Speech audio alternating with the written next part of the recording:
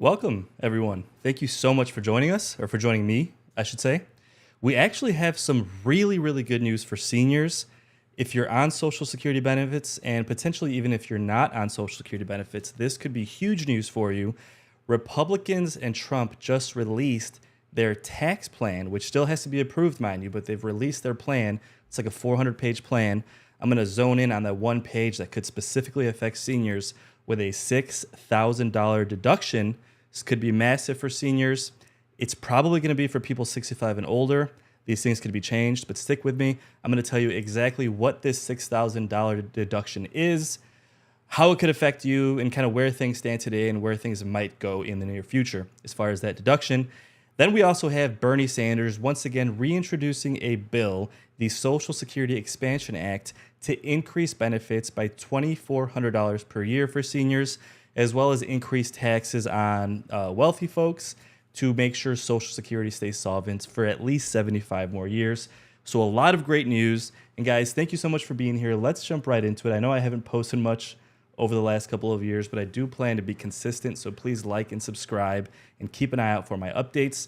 Now, headlines came out earlier today that House GOP unleash sweeping tax legislation. Now, a lot of you probably know, most of you probably know, that Trump had promised on the campaign trail a lot of tax cuts, right? To extend the tax cuts from 2017 to take away taxes on tips, take away taxes on overtime work. And one big one for my community is take away taxes on Social Security benefits, right? And it's estimated that about 40% of Social Security benefits pay taxes on said benefits. And this would be massive, right? Especially for those of you living on a fixed income, inflation being so crazy, COLAs not having been as robust as they probably should have been over the last couple of decades. That would be a massive help. Well, of course, like we've talked about, previously when I used to post very frequently, is one of the reasons it's hard to make any changes with Social Security benefits. It's kind of by design, right? Because you can't just do it with a budget reconciliation bill, which is the way most things get done these days. You have to specifically pass a standalone bill for Social Security. It's got to get a supermajority. It's got to get at least 60 votes in the Senate, which is really hard to do, right? So that's why most things that get passed go through budget reconciliation, which we saw with the stimulus packages, with Trump, and with President Biden. But you can't alter Social Security benefits with that tool. You cannot use budget reconciliation, which again, if you followed my channel years ago, most of you already know that. And this is why we were kind of skeptical, right? Because Trump says, oh, we're going to take away taxes for Social Security benefits. How is it going to get done? Basically, they can't do that directly. And surprisingly, I'm pleasantly surprised, Trump and Republicans have still come out with a plan to help seniors, specifically with a tax benefit that they can include in that budget reconciliation bill. Now, I'm going to release a video later this week, hopefully tomorrow if I have time, going a little deeper into the full tax plan. It's like 400 pages. I've got to dive into it. But specifically, the one page on the bill that refers to seniors, I'm going to zone in on that page, okay? And it is a $6,000 deduction. That it's an enhancement, right? So we have the standard deduction, which anyone can get. And then the seniors currently have a $2,000 enhanced deduction on top of that. Now, Trump and Republicans are proposing in this bill, which honestly I think is going to pass, right? Because Democrats, especially people like Bernie Sanders, it's funny, Democrats that adamantly don't like Republicans, don't like Trump, this is going to be tough for them to reject because these are the exact things that they say they fight for, right? Bernie Sanders is constantly saying we need more benefits for seniors, we need more tax breaks, we need more healthcare, we need more everything for seniors, which is true. And Bernie especially typically votes against things that Trump proposes and Republicans propose. This is going to be hard for them to vote against, right? So this has a really good chance of passing. But let's read it and let's see exactly how this might affect you. Now, and again, this has been proposed. It still has to pass the House. It still has to pass the Senate. And then, of course, President Trump will sign it into law. But it's got a good chance. But it's probably going to take a few months, right? They want to do it by the 4th of July. I'd be surprised if it got done that quickly. But if we read this page on the bill, it says enhanced deduction for seniors. In general, Section 38F is amended by adding at the end of the following new paragraph, bonus additional amount for seniors.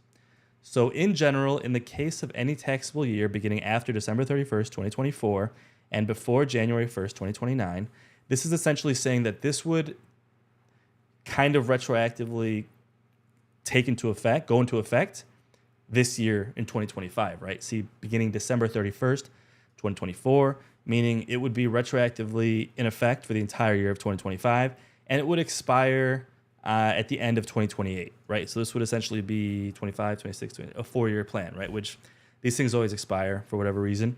Now, the dollar amount in effect under paragraph 1 shall increase by $4,000, right? Now, this is referring to the fact that we have standard deduction, which everyone gets. Then seniors over 65 get the additional $2,000 on top of that, which is like the bonus. It's like a bonus deduction. And they want to increase that to $4,000, okay? Now, who's going to qualify for this, right? Now, from my understanding, and again, we still have to kind of parse through this with a fine, tooth comb, but it looks like it's going to be for those 65 and older, whether or not you're on Social Security benefits. So that has some implications there, right? Now, if you're 62 and you're on benefits, it's most likely not going to help you. Again, it could still change. Things are developing. If you're 62, 63, 64, if you're under 65, there's a good chance, unfortunately, this might not help you. But again, things could still change. Then on top of that, they are going to have some income restrictions. And on the flip side of that, if you're 65 and you're not on benefits, let's say you're waiting, till 67, 68, 69, the longer you wait, the bigger your benefit is. If you're not on benefits, but you're 65, this would apply to you, so you would still get that benefit, right? So it's not just specifically for Social Security recipients, it's for seniors, right? So that's kind of the implication there. Now, they are going to have some income limits, which I'm actually in support of. Now, we all want to get tax breaks. We all could use more money in our pockets, especially with inflation being so crazy these last few years.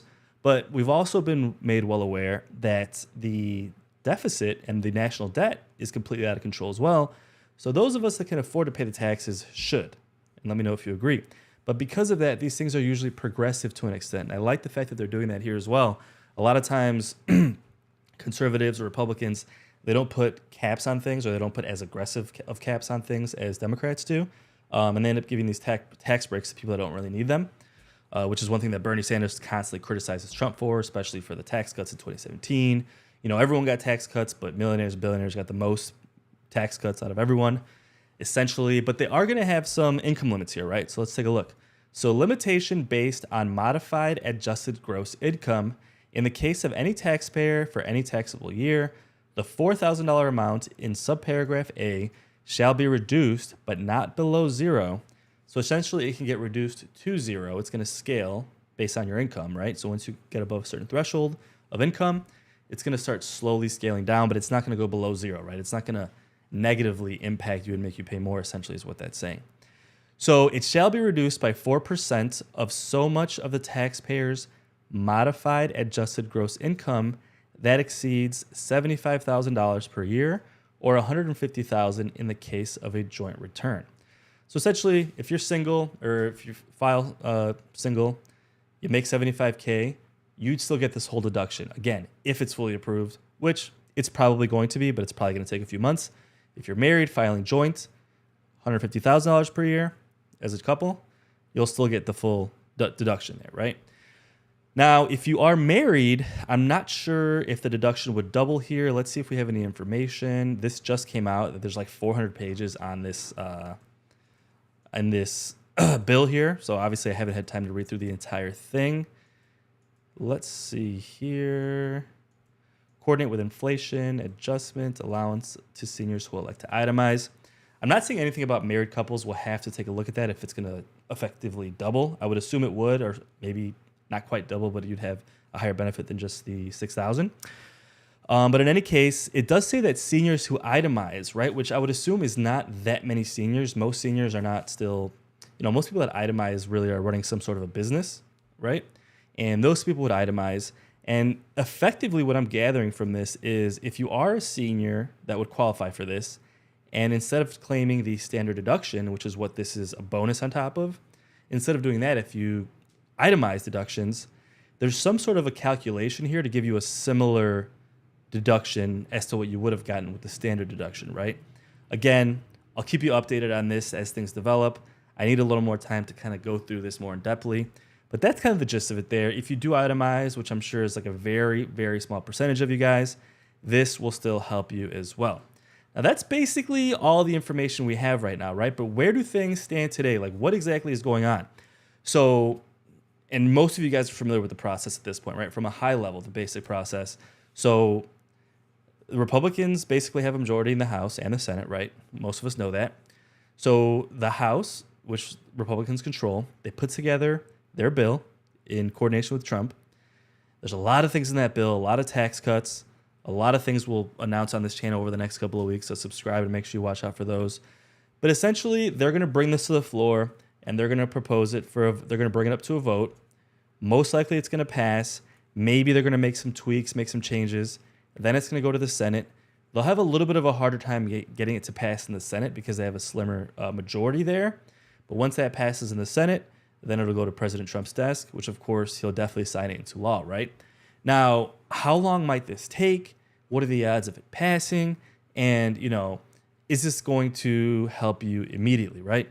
Now, most likely, it's going to take a few months. We've seen over the years that these budget recon bills take multiple months. There's a lot of negotiations that take place, especially with Republicans having such slim margins in both chambers, right? Having slim margins in the House and the Senate. On top of that, because they have such a slim majority, not only do they have to negotiate with Democrats a lot of times, but they end up negotiating with their own party because they really need basically everyone's vote from the Republican side to get these things passed. Now, they did kind of make an announcement, or kind of the goalpost is, hey, they want this done by the 4th of July. So that's, 6-7 weeks from now, maybe 7 weeks. We'll see if it happens. I'm not that optimistic. Let me know if you guys think it'll pass that quickly.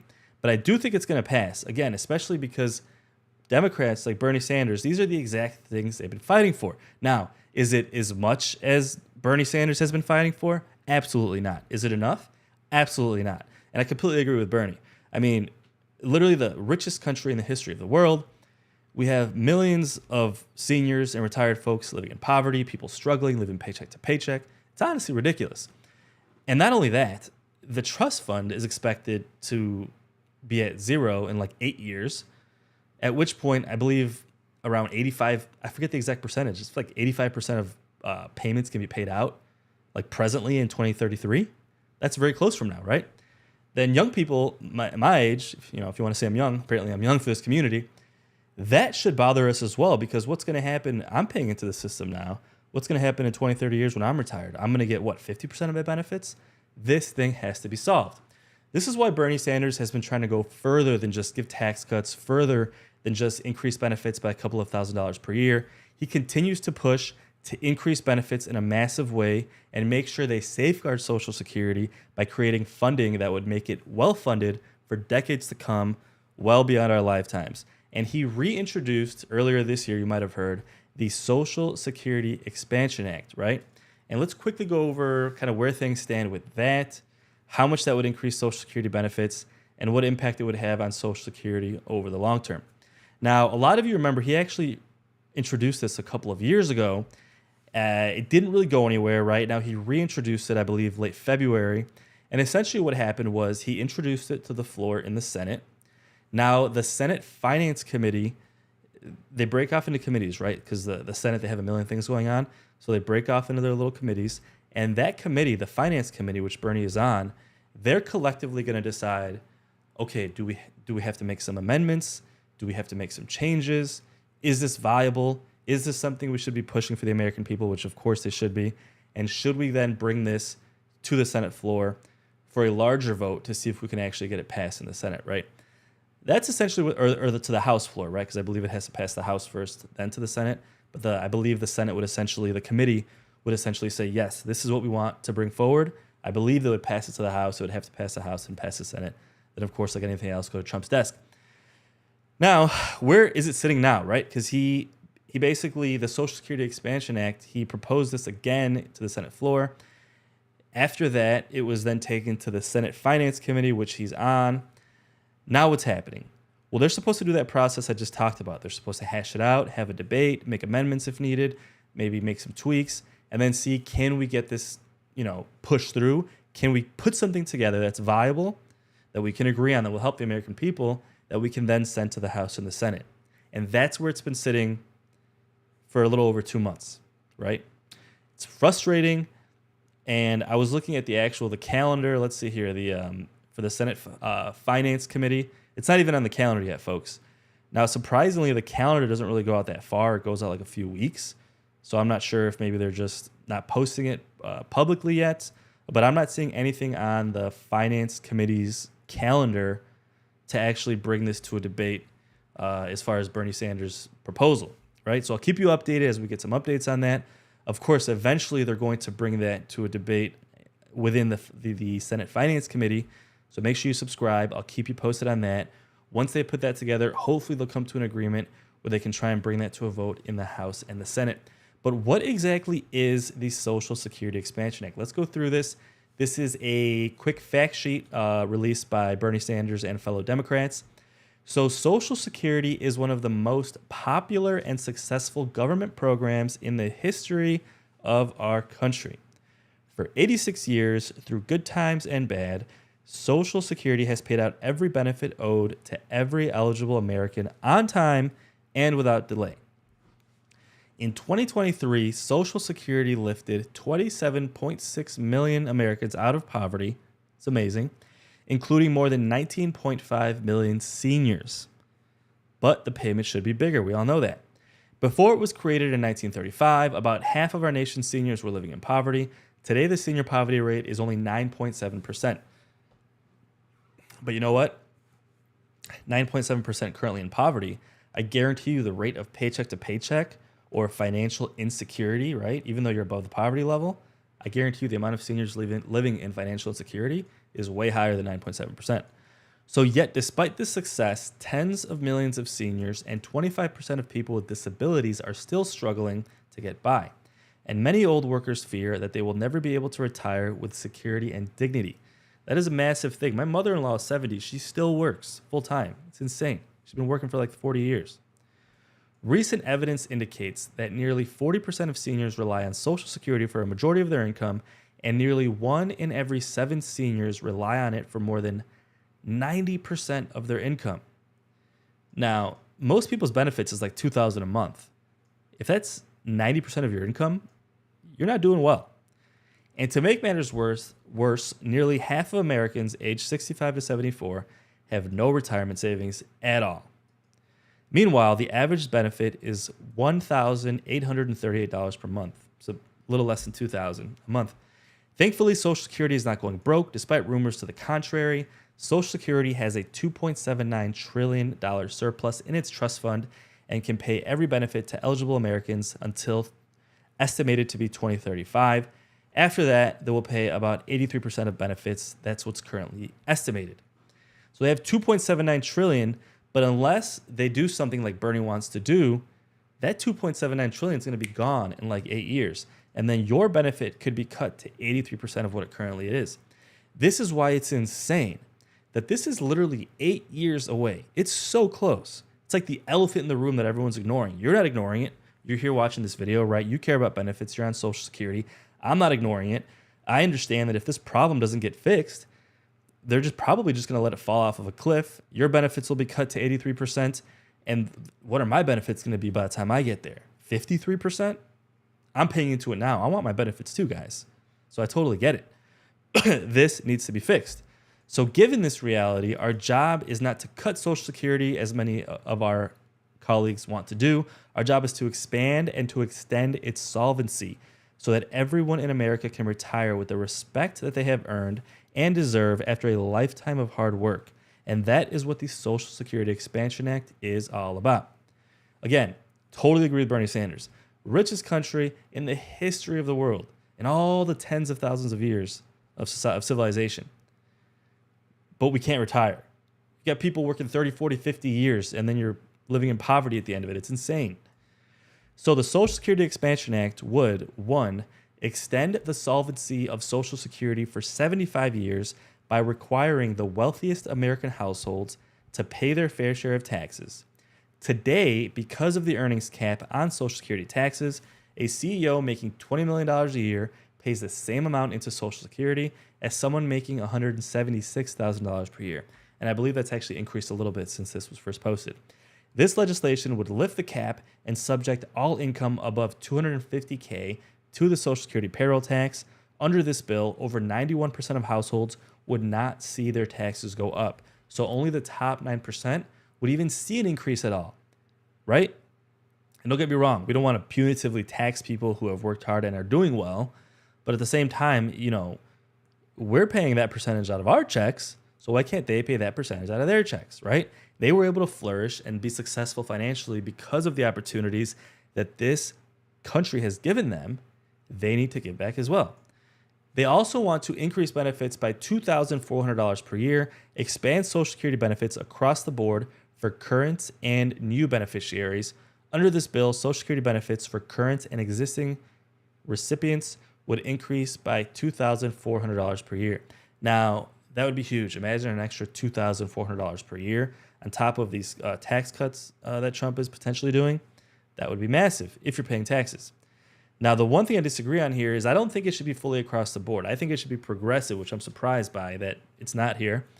If you're making, similar to what Trump posted, if you're making above 75 to 100K per year, it should taper down to nothing, right? If you're making 120K a year, you probably don't actually need that extra 2,400, right? But for a lot of you who are on a little bit of a tighter budget, that would be a massive help. They also want to change the COLA adjustment so it would more accurately reflect the spending patterns of seniors by adopting a different CPI calculation they call CPI-E, CPI elderly.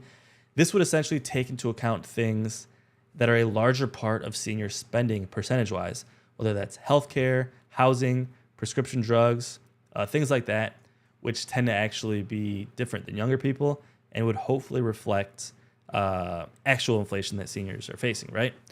Another thing it would do is require millionaires and billionaires to pay their fair share. Currently, workers have 12.5% taken out of each paycheck and contributed to Social Security, half by them, half by their employer. Now, they would also make this apply, first of all, by increasing the net investment tax by 12.5% and by applying it to certain business income not already covered by payroll taxes. Now, what I think they're referring to here is basically closing loopholes. So I'll give you an example. Like, let's say I start a business. Let's say, just for example, my business makes $1 million a year. Now, potentially, I could pay myself as an employee maybe $50K a year and only pay Social Security taxes on that $50K as an employee. And the rest, the other profits, I could distribute to myself as a dividend, which would not be subject to actually pay into Social Security taxes, right? This is something a lot of business people do, people that think, I don't want to pay into Social Security. I don't care about getting that benefit down the road. I just want to avoid paying at all costs so I can save my money and invest it. What I believe this would do is basically close a lot of those loopholes, if that kind of makes sense. They also want to improve the special minimum, and this is huge. This is freaking huge. The minimum should be way higher than it is. It's crazy. It's insane that people are living off $15,000 per year.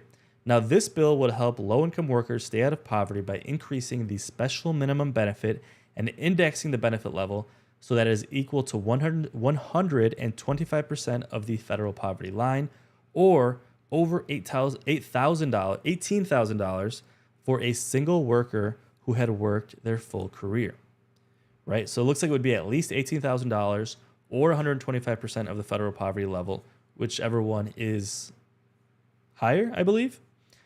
I believe this $18,000 should realistically, I think the average payment should basically be the minimum. I don't think anyone should be getting less than $24,000, quite frankly. If you qualify, if you have enough credits, I really don't. I don't. Let me know your thoughts on that. Also, student benefits. Restoring student benefits up to 22 years of age for children of disabled or deceased workers if they want to be a full-time student or of college or vocational school. This would restore student benefits to help educate children of deceased or disabled parents, and it was eliminated in 1983. Who would vote against that? Who? Would you vote? Tell me if you would vote against that. Literally, a child, an 18, 19-year-old child with a disabled parent or parents who deceased. You want to help them get an education? Yeah, I think so, right? Then there's something about the two trust funds. Apparently, they're separated for some reason. He wants to combine those. I think that'd be fine. There's a lot of movement with this. There's a lot of momentum. Bernie Sanders has been traveling the country. You might have heard he's been going on this tour called the Fighting Oligarchy Tour. And really what this is it's highlighting the fact that the system, the country really, the government's policy has been shaping our economy in a way that benefits the rich, right? And he's been saying this for decades. He continues to say it. If you guys want to go to his website, berniesanders.com, he's on tour. Maybe he'll be in your city, in the near future. I think he's taking a break now, but I think they will be back on tour soon. Check that out. But essentially, if you look at this chart, it kind of exemplifies what he's saying. This chart's a little outdated. I think it goes up to 2012, but it gets the point across. And I think these stats have actually gotten worse since then. Now, the blue line is corporate profits. You see that blue line skyrocketing? You see it went down, it crashed in 2008, right? We all know what that was. Crashed, corporate profits crashed. Corporate profits have been on a rocket ship for the last 20 years, right? And that's fine. We want America to be the greatest business country in the world, right? We want businesses to flourish. Now, the red line, or orange, whatever you call that, that's GDP, right? So that's our gross domestic product. That's overall the growth of the economy of our country. It's steadily been going up, which is good. Then you have income, right? The money we make. It's steadily going up in a modest way. How does that income, that green line, compare to corporate profits? How does it compare? It's insane, right? All the growth, or a large majority of the growth economically in this country, has been going to corporate profits. And who benefits from that? Billionaires. I forget the percentages, but like 10% of the country owns like 90% of stocks, right? Which is where corporate profits go. And this is happening because of what Bernie Sanders is saying. That the policy, right? Government policy has been shaped by billionaires, by oligarchy, right? And it's kind of been a little bit on the back, like behind the curtain, right? A little more hidden, like the invisible hand kind of guiding things to benefit billionaires and millionaires. And now it's what Bernie's been saying is it's in our faces, right? And whether you like Trump or not, Bernie bashes Trump for being a billionaire. Trump also put a lot of his billionaire friends in charge of like different cabinets, Not trying to bash him, but I'm just saying that's what Bernie says.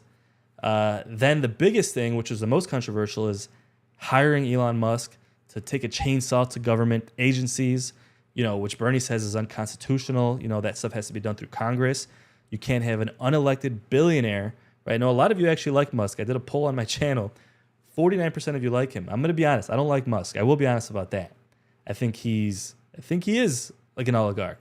I think he is a narcissist. I think he is full of himself, right? I don't think he really cares about seniors. He literally said Social Security is a Ponzi scheme, right? So we have this unelected billionaire coming in and making all these changes, and he's trying to do things to help himself as well. So this is why Bernie has been going on this tour, essentially saying we're at an inflection point. Like the curtain has been drawn. The billionaires are out here. Elon Musk is out here trying to make changes. We need to have a voice. So guys, this is why I'm back. I know I haven't posted a lot over the last couple of years. I'm going to start posting very consistently. So please like, subscribe, keep an eye out for my videos.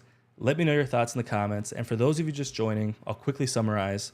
The $6,000 for seniors that I'm talking about refers to Trump's and Republicans' tax plan, which they just released, which includes a $6,000 deduction for seniors 65 and older. We talked about the details of that. If you missed it, just rewind back to the beginning. You can watch the whole video.